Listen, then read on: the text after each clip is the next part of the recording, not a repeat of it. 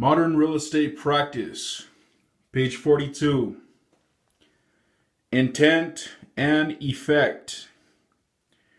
If an owner or real estate professional purposely sets out to engage in blockbusting, steering, or other unfair activities, the intent to discriminate is obvious. However, owners and real estate professionals must examine their activities and policies carefully to determine whether they have unintentional discriminatory effects. Whenever policies or practices result in unequal treatment of people in the protected classes, they are considered discriminatory, regardless of any innocent intent.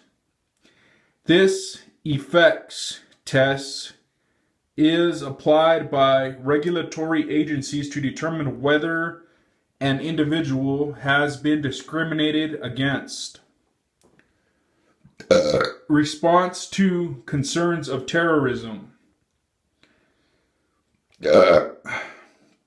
In response to the concern of future terrorist attacks, landlords and property managers have been developing new security procedures. These procedures have focused on protecting buildings and residents. Landlords and property managers are also educating residents on signs of possible terrorist activity and how and where to report it. At the same time, landlords and property managers need to ensure that their procedures and education do not infringe on the fair housing rights of others. For screening and rental procedures, it is unlawful to screen housing applicants on the basis of race, color, religion, sex, national origin, disability, or familial status. According to HUD, landlords and property managers have been inquiring about whether they can screen applicants on the basis of citizenship status.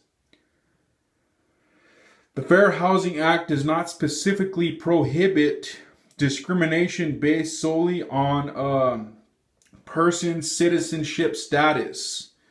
Therefore, asking applicants for citizenship documentation, or immigration status papers during the screening process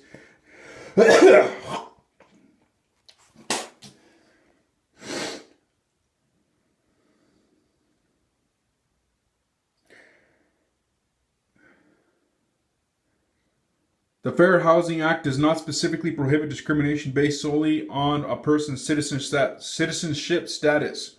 Therefore, asking applicants for citizenship documentation or immigration status papers during the screening process does not violate the Fair Housing Act. For many years, the federal government has been asking for these documents in screening applicants for federally assisted housing. HUD provides a specific procedure for collecting and verifying citizenship papers. In practice, during an interview with a landlord, a woman mentions that she left her native country to study at the local university. The landlord is concerned about the woman's visa and whether it will expire during the lease term. The landlord asks the woman for documentation to determine how long she can legally live in the United States. The landlord asks for this information, regardless of her race or national origin. The landlord has not violated the Fair Housing Act. Enforcement of the Fair Housing Act. The Federal Fair Housing Act is administered by the Office of Fair Housing and Equal Opportunity under the direction of the Secretary of HUD. Any aggrieved person who believes illegal discrimination has occurred may file a complaint with HUD within 1 year of the alleged act. HUD also may initiate its own complaint. Complaints may be reported to the Office of Fair Housing and Equal Opportunity, Department of Housing and Urban Development, Washington, D.C. 20410, or to the Office of Fair Housing and Equal Opportunity in care of the nearest HUD regional office.